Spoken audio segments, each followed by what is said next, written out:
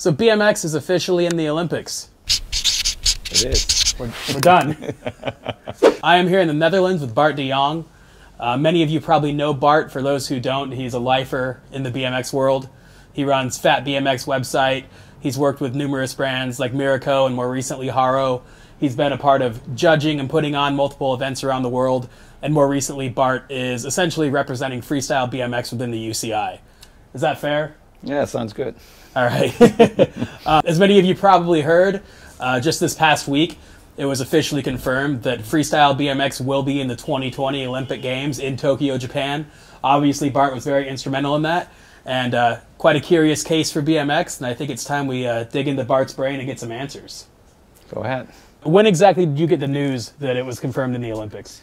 Actually, last Friday, I was in Croatia at the Pannonian Challenge, and during the week, I picked up an email where there was going to be some news on Friday, where we expected it to be July.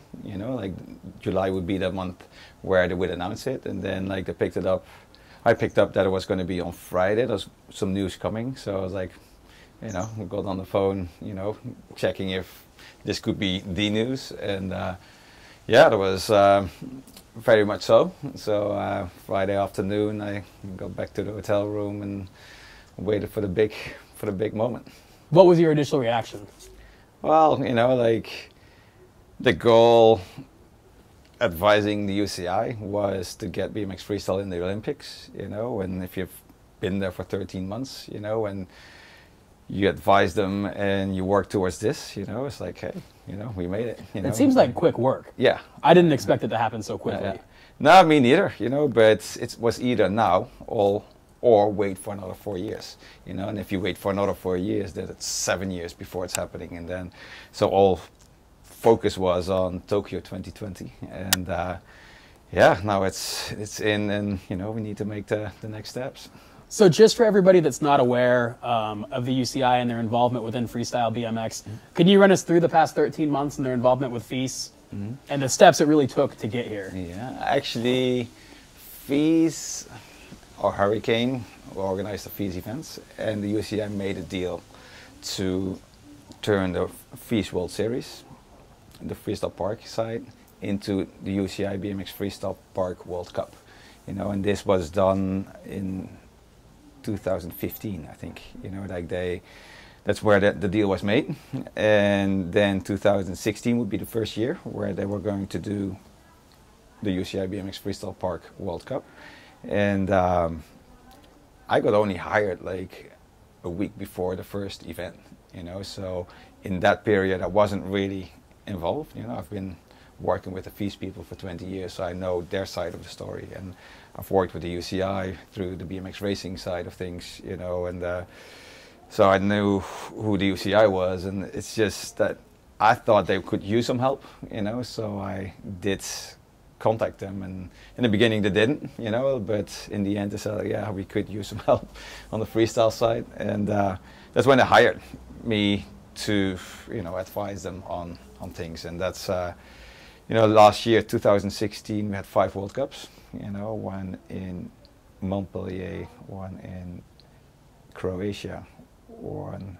in America, one in Canada, and one in China, and went fairly well, step by step, and now we turned into 2017 and just recently had the first World Cup in Montpellier, the FEAS, at the FEAS event in Montpellier, and that's where the IOC came to do the observations. So for those who don't know, the IOC, I don't know what it stands for, Okay. but it's essentially the Olympic Committee. Yes, that's the Olympic Committee, and they came to watch the event in Montpellier and this year, and they were checking if this would be a fit for Tokyo 2020.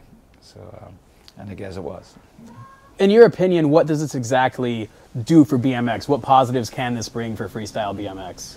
I think it's just for a small group of riders, where this is perfect for. It's the riders who ride park, who live more like an athlete. They want to progress, they like competition, they like to compete, they like to show what they can do, they like to learn new tricks and come to a contest and show what they can do. It's for that group of people, boys and girls, to yeah, they now have a platform which is a world worldwide or global platform. You know, like the Olympic event is an event that everybody watches on TV, and they need it to reach to the youth, and this is a way to do it. And you know, for these riders, you know, things could change. You know, they possibly will change. They will be able to ride more. They will be getting more support through the national cycling federations.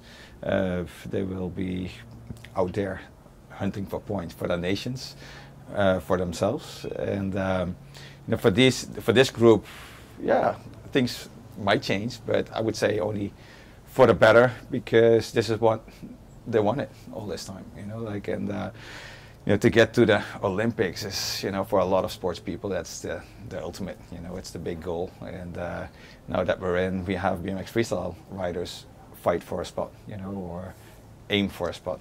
So to be clear, there will be 9 men and 9 women competing. Yes. In the official Yes. Olympic Games. Yes. So it's kind of a small competition. It is, you know, and the way it worked, only 9, you know, per class, is because they couldn't add more athletes to the complete cycling program, which is run by the UCI actually. You know, like the mountain bike side of things, the velodrome, the road racing, it's all under the umbrella of the UCI. BMX racing, same thing.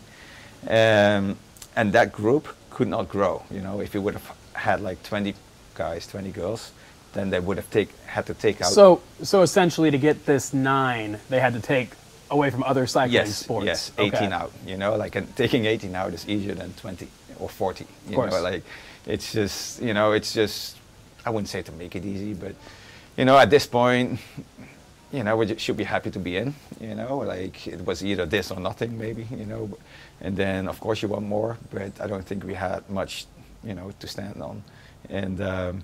You know, this is what it turned out to be, and this is what we have to work with. The idea of these cycling federations has been around for quite some time in cycling in general, but it's completely foreign to myself, to BMX riders. I think for the most part, we've never dealt with a federation or anything along these lines.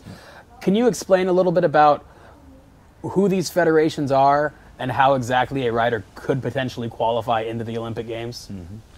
Like, the UCI does work with 186 nations, and each nation has a cycling federation, and they take care of road racing, mountain bike, you know, like all the cycling disciplines, BMX racing as well.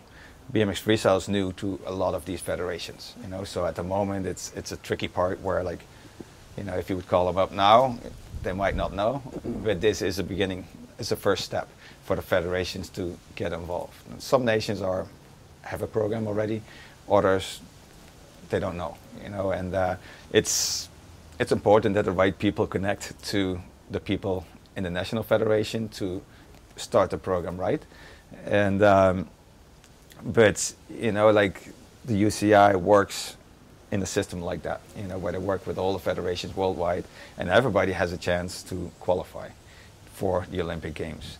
Most likely, I mean, 2018 will be decided exactly in what way the qualification process works, but most likely the UCI BMX Freestyle Park World Cups will be used, and the World Championships will be used to score points for a nations ranking, and then, like, the top 9 nations will get to send a rider to the Olympic Games. And then whoever goes is up to the national coach or whoever runs the program in the country to pick the rider that actually goes to the Olympic So Games. essentially, a rider could score the most points for their country, and the country could send a different rider. Yes, yes. Because That's pretty strange. That's strange, but most likely it will be the same rider, because they're the best riders to score the most points. Does he get injured? Is another guy coming up the next year? You know, like, because most likely this will be done the year before the Olympic Games. You know, so but that could be another guy. It's like, oh, he's not ready, or he's injured at the time, and then he's fit, and he could take the spot. You know, it's possible, but that's up to every country to decide. It will be the exact same for men and women to qualify. Yes, yes.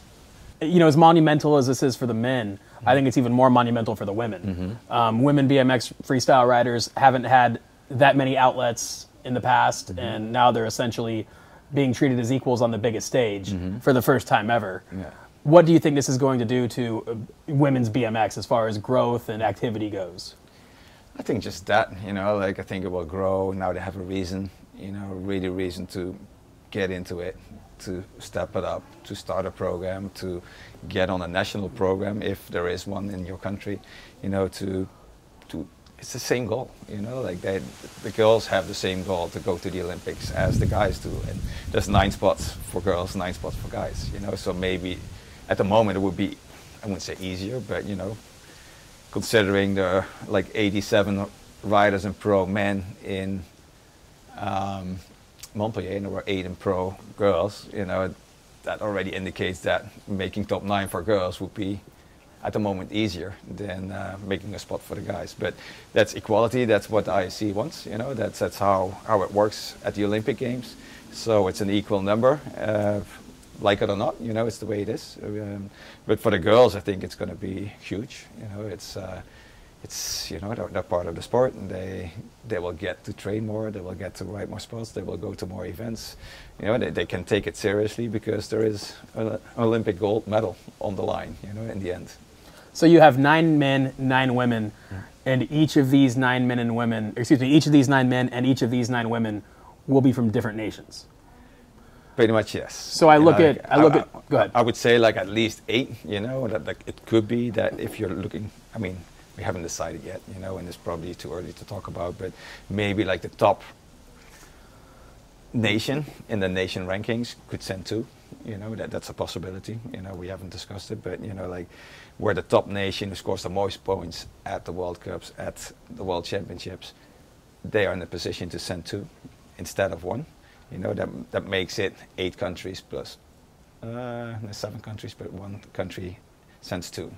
So it could be 8 in total, but you know, there's a system in place for BMX racing. You know, they've used the same qualifying system for 3 cycles, Olympic cycles, and I wouldn't say it's easy to implement, but you know, there's an example out there how it can work, and we just need to decide, and it needs to be approved by commissions, and then we'll announce it in 2018 in February how the qualifying process will work. So as of right now, if there is a rider out there who is interested in this, would you recommend reaching out to the Federation right away? Or should they hold tight and wait till the Federation forms some ideals? I think like for a lot of the federations, it's time to step it up at the moment, you know, to start a program, because it's an Olympic sport now. And since this year, since 2017, pro riders who want to ride at the UCI BMX Park World Cup, they need a license through the Cycling Federation. So the cycling federations are aware of the new discipline that they have to look after. But to start a program, I think it's good for BMXers to get involved, you know, with the federations to help them, you know, get a program going. And because, in all honesty, I don't think they know what's going on. They don't know what BMX freestyle is, you know, and which is a sad thing, but it needs to be a start for anything, you know. And there's 3 more years until Tokyo, and you know, if they run mountain bike programs, road programs, velodrome programs, and a BMX program, they can also run a BMX freestyle program. But it's an opportunity, I would say, for people in each country to get involved and run that program for them, you know. So would you recommend lifelong BMX riders such as yourself in similar situations, would it be worthwhile and potentially beneficial to reach out to the Federation and see what's going on, or is that kind of jumping the gun here? No, why not? You know, like, and it might be the right moment at the right time, you know, where they actually need somebody, or but don't go in blind and call them up, hey, you got a job. It's like maybe make a program or talk to your people, you know, like who do we appoint for this, you know, like or who would be a good person in our country to represent us, you know, to be the coach or the coordinator for BMX freestyle in this Olympic program. And then it's still up to the federations in what way they want to participate and what way they can or want to support this. But you know, I'm 100% positive that they would be happy to hear from the community, the BMX community, to make sure that, you know, it's done the right way. And the lifelong BMXers who have a passion for the sport and who know the riders, know the events, you know, like they, of course, are the ones that they could be working for and working with. And I think it's. I mean, if you're really into it, you know, like I would just reach out to them. Yes. When you talk about a coach, that's kind of hilarious. Yeah, I know. Being a, you know, I'm a coach for BMX Freestyle Park is just a completely foreign idea. Yeah. What exactly do you envision a BMX park coach doing? Well, there's different ways, you know, and you know, with BMX Freestyle, it's been good. It's been amateuristic, you know, like people make it work. But on Olympic programs, you know, they have video analyzing in BMX racing, you know, for instance. They have a nutrition, you know, they have a fitness trainer, you know, like you can go to a gym and just do your thing and then leave. Or you can have a program where you can build up, you know, or peak at certain days, you know, like there are trainers for that. Those are mental coaches, you know, like, whew, what if you're ready for your last run, you know, gold or nothing, you know, like how do you, flip the switch. Yeah, you know, like, and there's coaches for that, you know, and on these programs there are coaches for that kind of stuff, you know, which we never had to deal with because the stakes weren't that high, you know. I mean, X Games goal or due to a win, you know, like it's important, but it's always been, you know, relative, you know, like to a gold medal. I think, you know, a gold medal is still, you know, would be one of the a big deal, you know, and that's where those programs, those Olympic programs, have people for all those kind of things, you know, where we never had that, and they could be of help. I don't think there's a coach. I mean, it depends on who it is, but, you know, I don't see really a coach saying like, oh, you need to pedal faster, or, you know, you need to do this or pull harder, you know, like. It's a coach, not an angry BMX dad. Yeah, you know, like, but you know, or a coordinator, you know, I think that's a better word, you know, where they run the program, you know, and okay, we're going to the World Cups, be there at the airport, I book the ticket, or I pick you up in the van, you know, we go to this hotel, where they take that out of the hands of the riders. It's almost like a team manager. Gotcha. Yeah, pretty much, you know, like, but, you know, in the athletic world, you know, they call them coach, but it will be strange, but it's a new thing, you know, it's a new thing. So, the way BMX riders in freestyle specifically traditionally make money is through sponsorships, representing a brand on a large stage. And it's my understanding, just based on watching the Olympics throughout my life, that these athletes aren't representing brands and essentially won't be representing their personal sponsors, will be representing their country, perhaps the sponsors of the Olympic Games or the sponsors of their country's team. How do you envision this working? I mean, if a guy rides for Vans and Vans supports him and he wears Vans shoes and a Vans shirt and he gets on the Olympic team, he's not going to be wearing that. How exactly is that going to work? Yeah, that's the way it's going to work. You know, like, and it's. I mean, Olympic programs. I mean, like their rule book is like this thick. You know, it's a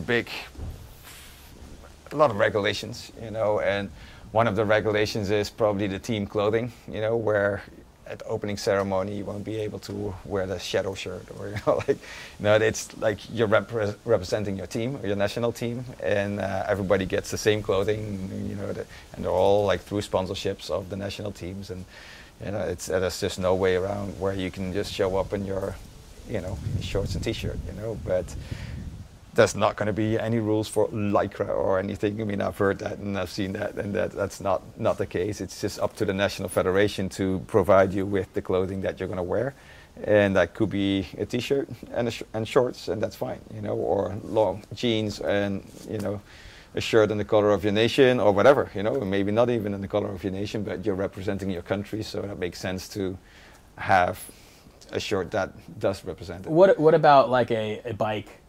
Like, are they going to regulate the way bicycles look? Is it going to have to look a certain way for a certain country? In BMX racing, they can post a logo, you know, there's Haro on it, this big, you know, or GT or whatever, you know, like there's, the brand names are on the bikes, you know, but yes, there are also regulations, you know, where, you know, I mean, the Red Bull helmets, they get painted in the shape of Red Bull, but without the Red Bull on it, you know, and Oakley has like a smaller logo on it, you know, on the goggles in racing, where, you know, that there's a book, you know, that deals with that, and you can't do it all, but, you know, if you just if your team provides you with a shirt and some jeans, you know, and you can wear your own shoes, you know, if that's what you need to ride an event, then you can wear that. And if you have your glove sponsor match, you know, it's a deal that the riders make with the national federations.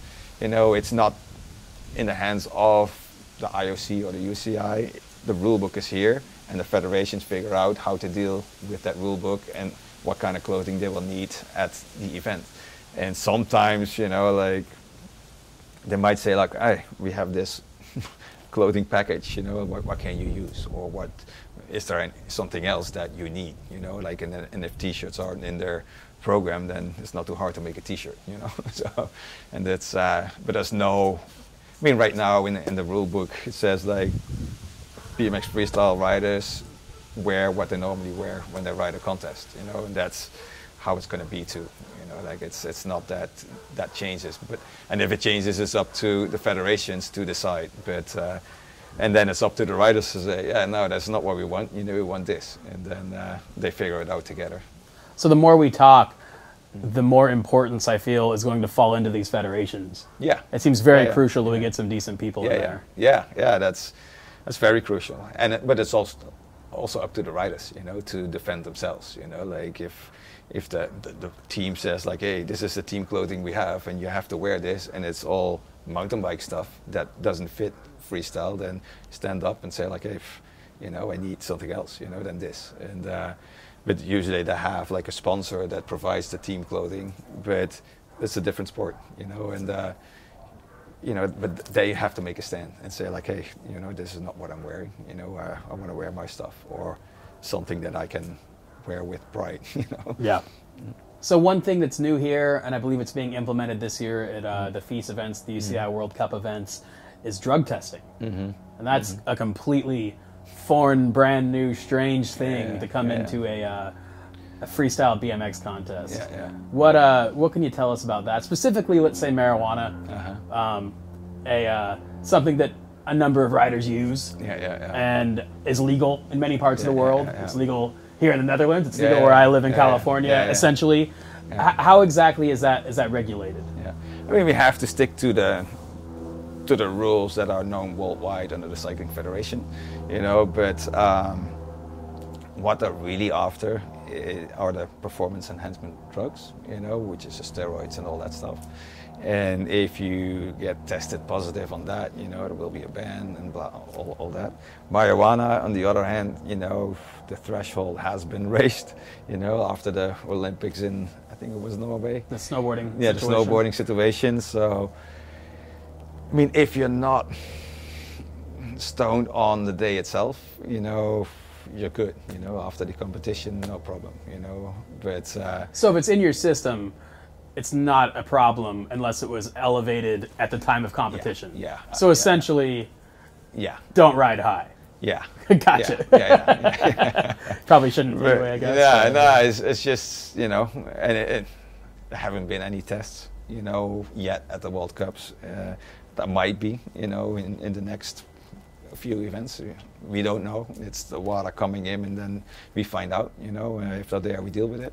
But it's basically just stay sober on the day that you ride, and then after the competition, you know, it's your world again, you know, and It's my understanding as well that I believe as soon as next year, there'll be a Youth Olympic Games event that BMX Freestyle will be a part of in Argentina. Yes. What can you tell us about that? There's going to be a Youth Olympic Games in Argentina. It's Park as well. I think it's 8 riders, 8 guys, 8 girls, in the age of, you have to be born between the 1st of January 2000 and the 31st of December of 2001.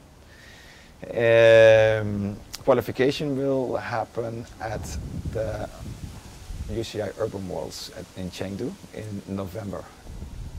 If I'm correct, 8th till 12th of November. It's the weekend after the last World Cup, also in Chengdu.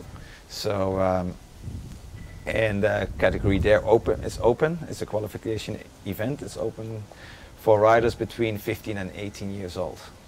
And they can qualify for a spot for your nation again. And then come Youth Olympic Games time, the coach or the coordinator or the nation, the federation can pick whoever they want to go to the Youth Olympic Games. But it's important to qualify a spot for your nation first. You can do it in Chengdu, and then yeah, you can qualify your nation to get a spot in Argentina. So the qualifications will be taking place literally in 4 or 5 months here. And mid-November. So it's probably good to get, if you're going to take part in that, to get in touch with the federation now. Yeah. That's it's a good way, and tell your buddies. Like, yeah. Just spread the word. I mean, that's going to be a tough one to get together, especially for the girls. Like we need some girls in that age category that can represent the country in Argentina. But I'm sure they're out there. But start practicing. Get ready. Now, these Youth Olympic Games, if a rider competes in that, does it limit them from competing in the actual games in 2020? No. So you could, if you're in that age group, you could compete in both. Yeah. I mean, that's 2 years down the road, but yes. Would you say it is too soon to talk about who's going to judge, who's going to design the course, etc.? We've worked with the FIS people. We have a multi-year contract with them to do the World Cups for sure, and the events have been good. The riders are happy. They run smooth. I think we're happy right there. It's too soon, maybe yes, but like as long as people get it together, we have good quality judges, and yeah, the events are, there's nothing to complain about. If you keep doing good stuff, why change? And there's no need for change if things are going right, and if there's something we need to fix it, and we are here to improve stuff if you can, and if we need to improve something, let us know what you think, or if there's any way that we can make this better, we want to make this the best possible. And of course there's always room for improvement. Sometimes it comes with money, to make those improvements, but we were all up for it. We want the best program, and that's especially heading towards the Olympic Games, that's needed, like that. It needs to be the best show possible, and without it being a circus show or going the wrong way, where this is not BMX freestyle. It needs, once we get there, it needs to be a promotion for the sport, where more people get into it, where the industry will benefit, where we get more spots, where we get more riders on bikes, and if they end up riding park or flatland or race or street or park, it doesn't matter, as when they see it on TV, it needs to be a good program, and they need to get stoked on BMX. They need to go to the BMX shop and buy a new bike, and then we have a new BMX rider. So I guess one thing I would like to give you the opportunity to do is kind of address some of the criticism. Mm-hmm. I think the biggest criticism I hear when it comes to BMX in the Olympics is we're kind of being regulated within a sport many of us have based our lives around by people that have no clue what we're doing. That seems to be the biggest negative thing I have heard. You've probably heard more. I don't know, but what would you say to those people? I mean, I'm in here, I love BMX, and I've done this for 35 years, and I'm in the same boat as all those guys. I want this to be good. I want this to be the best way possible, and I'm not just giving it away to those people. It's just, it's important to me, and they can trust me in that. Like I'll put my fist on the table if I have to, just to make sure that this isn't turning into a circus, or a gymnastic show or something like that. Like I've been around, and I talk to people, and I go to 25 years events a year, and I spend my life around BMX, and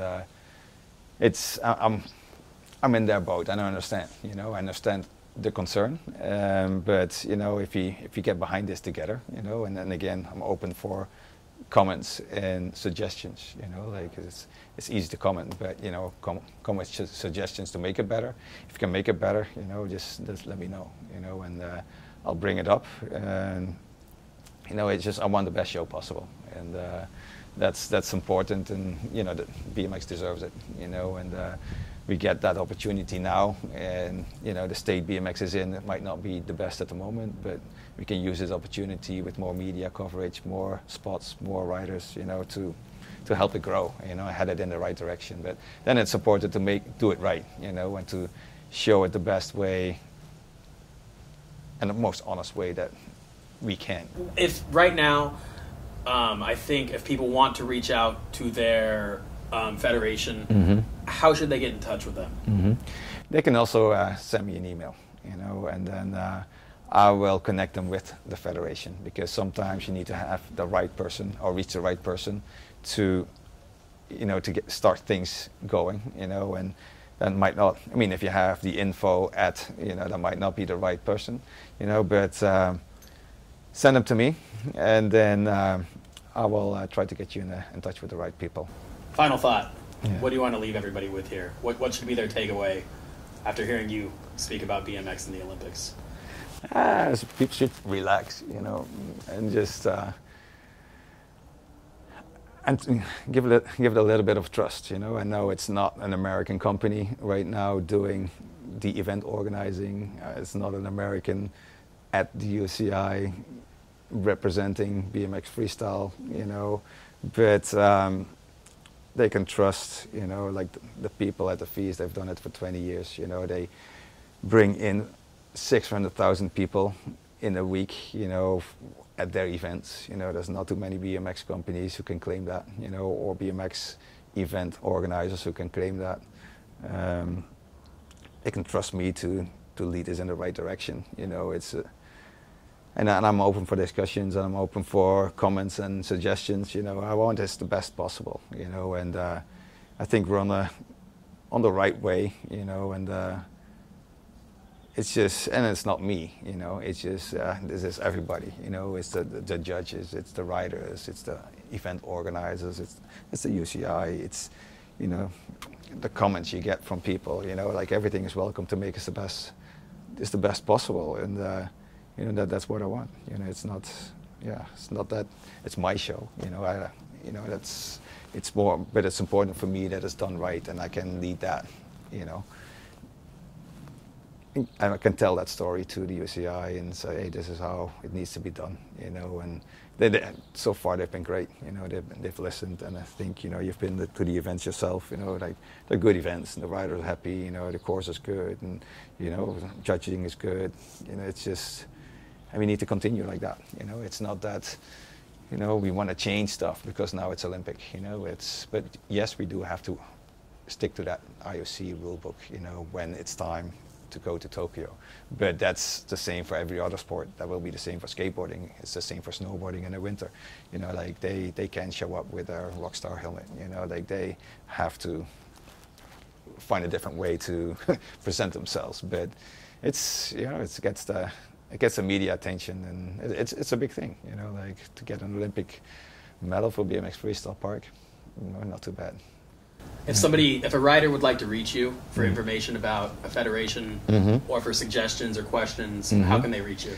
I got an email, bart.dejong@uci.ch. So BART.DEJONG. I'll put it on the screen. Yeah. This is kind of At complicated. uci.ch. Yeah, that's easier. Yeah. There you go. It's right there. All right, Bart. Appreciate the time. No, thank you. Looking Thanks forward for to coming. it. Let's party. All right. Let's do this.